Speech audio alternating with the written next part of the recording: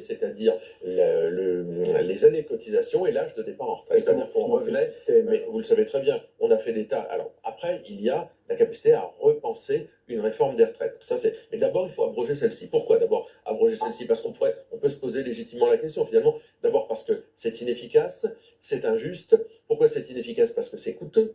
La réforme devait faire des économies, elle entraîne en fait des coûts supplémentaires. Moi j'ai regardé, la réforme Macron, elle va des dépenses de retraite, elle va aboutir à une hausse des dépenses sociales, parce qu'évidemment, vous faites travailler les gens 2 années de plus, ils arrivent en mauvaise santé, ils arrivent parfois évidemment avec des maladies plus difficiles lorsqu'ils ont commencé à travailler très tôt. Tout ça repose sur les finances publiques. Et puis, elle est injuste parce qu'évidemment, et les Français le savent, et c'est pour ça qu'il y a dans l'opinion publique un soutien massif à l'abrogation de cette réforme des retraites, c'est que vous et moi, ça ne nous touche peut-être pas, mais lorsque vous êtes, j'en parlais hier avec une dame qui travaille dans un EHPAD dans ma circonscription à Bouchain, et elle me dit, je n'irai pas jusqu'à 60